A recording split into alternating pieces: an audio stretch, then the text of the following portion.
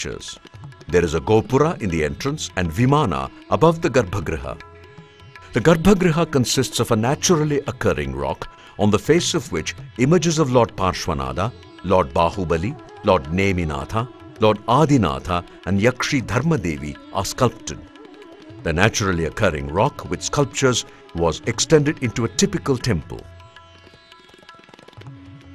The second temple, Lord Parshvanatha temple, was built in the 12th century AD. It has the largest Garbhagriha among the Jain temples in Tamil Nadu. The temple includes Garbhagriha, Ardhamandapa, Mukhamandapa, Neminatha and Dharmadevi. The sculpture of Neminatha has the 16th century art style. It is supposed to have been brought from the Jain temple of Mylapore in Chennai. The Dharmadevi sculpture from the Mylapore temple is kept in the Peramundur temple. Parshvanatha temple received a number of land grants and endowments from the Chola and Vijayanagara rulers through their vassals, the Nayaks. Car festival on the Mahavir Jayanti day is the special feature of this temple. It has the separate Kalasthapana Mandapam with 2 elephant sculptures and a flight of steps. The Jain Mutt is called Jinakanchi Jain Mutt. The Mathadipati has the title Swasthi Sri Lakshmi Sena Bhattaraka Bhattacharya Varya Swamigal. The elevation of Mutt building is typical and is built in 1915. From the Mackenzie records, it is known that this Mutt was established in the 16th century AD by the Veerasena Acharya of Uppuvelur. There is a rich collection of palm scripts in the Mutt library. It includes agamic and literary works of yester centuries. Many of them are not readable and beyond repair. The head of the Mutt looks after the religious and social requirements of the Tamil Jain society. He holds a peacock feather called Pincha.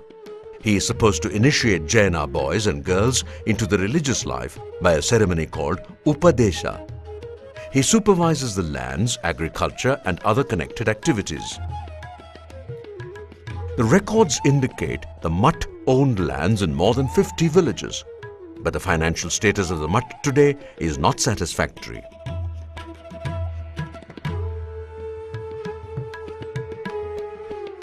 The Sinji region in Vidupuram district belonged to ancient Singapuri Nadu. Today in the outskirts of Sinji there is a place called Singavaram, a corrupt form of Singapuram. The hillock is called Tirunadar Kundru. On the eastern face of a conical shaped boulder, the figures of the 24 Tirthankaras are carved. It is the Sallekana site fast unto death Nisithi of 2 ascetics, Chandranandi and Ilaya Bhattara.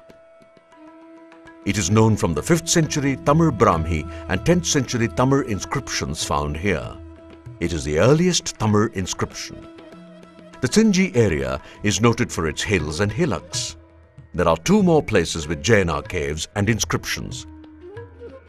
Parayampattu, a village about 30 kilometers north of Sinji, has a Nisithi inscription and a stone bed. It is a Vattelithu inscription datable to the 5th and 6th century AD. It tells that one Aradhan, disciple of Vachanandi, fasted unto death. The cave and the stone bed are different from other caves. In other caves, there will be more stone beds and are meant for stay of the ascetics. Here, the cave is meant for fast unto death. Nehanurpatti is another Jain site with cave, stone bed and inscription. It is in the northeastern direction of Sinji at a distance of about 20 kilometers.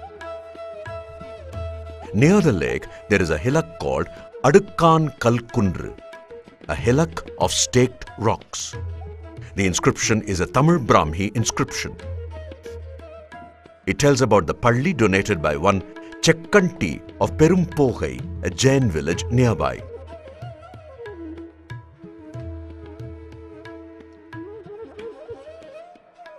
Sittamur is surrounded by a number of villages with a large number of Jain families. One such village is Agalur. It is one of the villages that retains the name even after a lapse of 2000 years. There are inscriptions belonging to the Pallava period in this village dated to the 8th century AD. present-day temple exhibits 16th century art style. Probably the original temple of the Pallava period underwent repeated renovation. Agalur is well connected with the Jain mutt at Sittamur. Another Jaina center of antiquity next and close to Agalur is Tondur. There is a Brahmi inscription in the cave dated 1st century BC. It refers to the stone bed donation by the people of Agalur to a Jaina monk by name Sengasippan. There are 3 stone beds in the cave.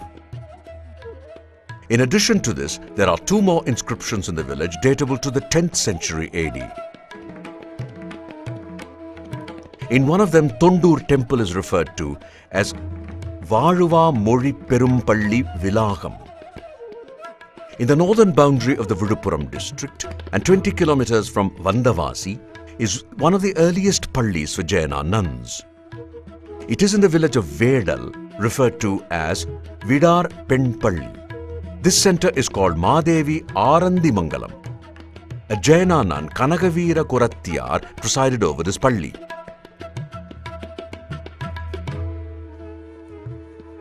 There are 2 lithic records. Pallava inscriptions belong to Nandivarman II in 745 AD, and the other one is Chora record datable to 885 AD belonging to Aditya I. This palli, exclusively for the nuns, near the natural cave, consists of a mandapam enclosing a big boulder. It is known as Andar Madam and seems to be a unique establishment with more than 900 nuns. From here one can reach Tirakol, another Jain center hallowed with royal support. This center is referred to as Dandapuram and later as Rajakesaripuram. There are 6 lithic records, 5 Chora and 1 Pallava, dated to the 10th century AD and 12th century AD respectively. Here we can see rock-cut sculptures on the 4 sides of a boulder, caves and 2 structural temples, one on top of the hill. The Vardhamana temple at the ground level was renovated fully and the features of antiquity cannot be perceived. The structural temple is referred to as Maisutta Perumpalli and is datable to the 11th century AD. The dilapidated temple on the hilltop is being renovated. On the west of Tirakol, at a distance of about 10 kilometers, is the semi-town Desur, where there is a structural Jain temple under worship. In the vicinity of 4 kilometers is the small village called Siyamangalam. In the outskirts of this village, there are hillocks and Hindu cave temple established by Mahendravarman. In the hillocks, 2 Jain cave pallis were established by the western Ganga king Rajamallan II, datable to the 9th century AD. One of them is in good condition. This cave palli is at a height of 60 feet and a flight of steps leads to the cave entrance. The upper rock of the cave projects in the front.